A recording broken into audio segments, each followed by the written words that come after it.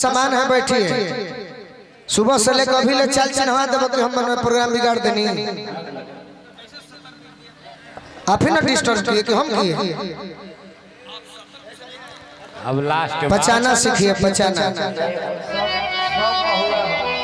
सम्मान के लिए आए हैं, सम्मान देकर भेजिए। आगे बुलाएंगे नहीं बुलाएंगे वो हमारी गलती नहीं है। सम्मान के लिए आए हैं। आपके कमेटी को लोगों को पता है कि कितना हमको आप लोग पैसा दिए हैं। सम्मान के लिए मरते हैं, समाज के लिए मरते हैं, समाज के लिए मरेंगे। बैठिए। समाज के लिए मरते हैं, समाज के नाम पर आए हुए हैं। बैठिए चुपचाप, चाल मत चिन्हाइए। मार ले बड़ा 4 रुपए तक बनता रहा हीरो।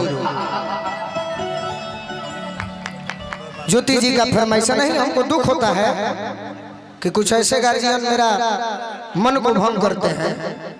नहीं तो आपको भी पता है, कह दे खोल कर कि कितना पैसा पर आए हैं। हमको पता है, हम दोनों लोग। मैंने आपको आग्रह किया जी ज्योति जी को भी कि मेरा गांव है, मेरे समाज के लोग हैं, हर जगह पैसा नहीं देखा जाता। कुछ मेरे समाज के लोग हैं गार्जियन जो प्रोग्राम कराना चाहते हैं। ज्योति जी आप भी आइएगा, बिल्कुल हम भी चल रहे हैं। तो फिर ऐसा क्यों कर रहे हैं आप? अच्छा कोई नहीं, आप 1-2 गाना गा दीजिए, उसके बाद 2 नहीं 6 बजा देंगे सम्मान के लिए। बिल्कुल हम लेकिन जानते शांति हैं, से सुनना पड़ेगा। हम जानते हैं हम क्या पूरी भोजपुरी इंडस्ट्री डिस्टर्ब करेंगे तो हम क्या सुनाएंगे, मेरा दिल टूट जाएगा। इस बात को ध्यान रखा जाए। बड़ी पुराना गीत आपने ज्योति जी, ये आपको सच्चाई है। इस गीत में काफी सच्चाई है। ऐसे ऐसे गीतों को याद दिलाए, इसके लिए आपको धन्यवाद। उसका खुद का पता नहीं होता कि उसका खुद का पता नहीं होता। नहीं। जिसके घर भोला शर्मा जी, चाचा जी को से बहुत बहुत आशीर्वाद। बात पैसे की नहीं है। ये गीत काफी जचेगा। कभी कभी दुख होता है। ये गीत काफी जचेगा भी। हाँ। जिसके घर आईना नहीं होता, जिसके घर आईना नहीं होता, उसका खुद का पता नहीं होता, उसका खुद का पता नहीं होता। कभी कभी विकास बाबा सुनना भी चाहिए, ये जीवन है, लेकिन बोलना भी चाहिए। जिसके घर आईना नहीं होता, जिसके घर आईना नहीं होता, जिसके घर आईना नहीं होता, जिसके घर। 1 मिनट बड़े भाई, 1 मिनट। जितने लोग खड़े हैं बिना मतलब के आप लोग बड़े भाई, मेरी भावनाओं को समझिए। मैं आप लोग को प्रेम पाने आया हूँ, प्रेम देने आया हूँ। आप लोग खड़ा मत होइए, बस जहाँ है जहाँ बैठकर, माँ बहने आप लोग भी बैठकर सुने। नहीं, जो जहाँ है मेरे भाई खड़े मत हो, आप लोग बैठकर सुने। दोस्तों की कमी नहीं होती, दोस्तों की कमी नहीं होती, दोस्तों की कमी नहीं होती, दोस्तों की कमी नहीं होती, दोस्तों की कमी नहीं होती, दोस्तों की कमी नहीं होती। लेकिन हर कोई आपसा नहीं होता, हर कोई आपसा नहीं होता।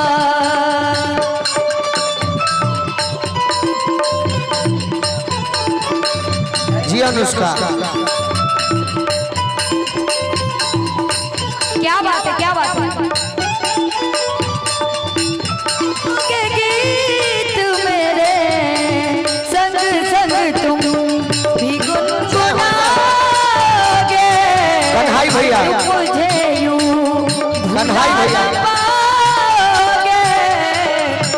जिसके घर आई ना ऐसा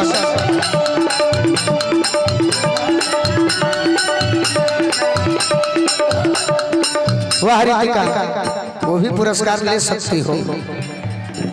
हर कदम पर खुशी नहीं मिलती, हर कदम पर खुशी नहीं मिलती, हर कदम पर खुशी नहीं मिलती, हर कदम पर खुशी नहीं मिलती, हर कदम पर खुशी नहीं मिलती, हर कदम पर खुशी नहीं मिलती, लेकिन थोड़ा गम भी बुरा नहीं होता, थोड़ा गम भी बुरा नहीं होता, अरे थोड़ा गम भी बुरा नहीं होता, थोड़ा गम भी बुरा नहीं। एक और है क्या कुछ अच्छा ठीक है। जय हो जय हो।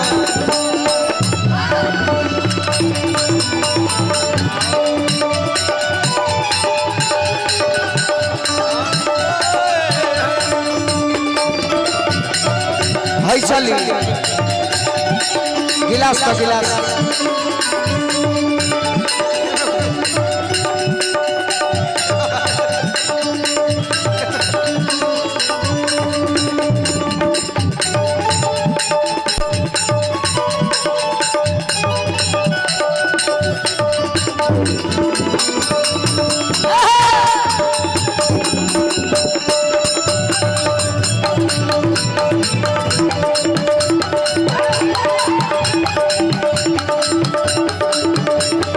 जिसके घर आईना नहीं होता, जिसके घर आईना और क्या कुछ मजबूरियां भी होती हैं,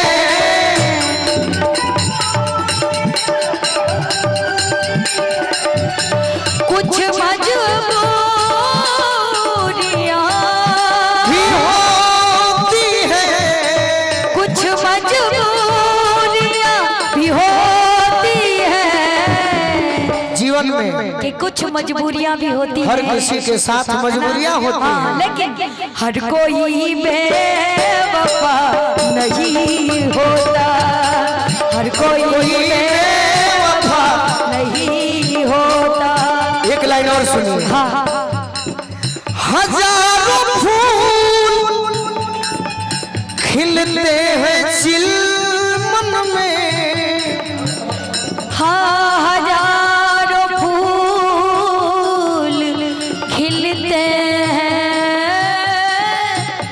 चिलमन में, हजारों फूल खिलते हैं चिलमन में, लेकिन क्या हर कली में नशा नहीं होता, हर कली में नशा नहीं होता, हर कली में नशा नहीं होता, हर कली में नशा नहीं होता, हर कली में नशा नहीं होता, जिसके घर आईना नहीं होता, जिसके घर आईना नहीं होता, जिसके घर आईना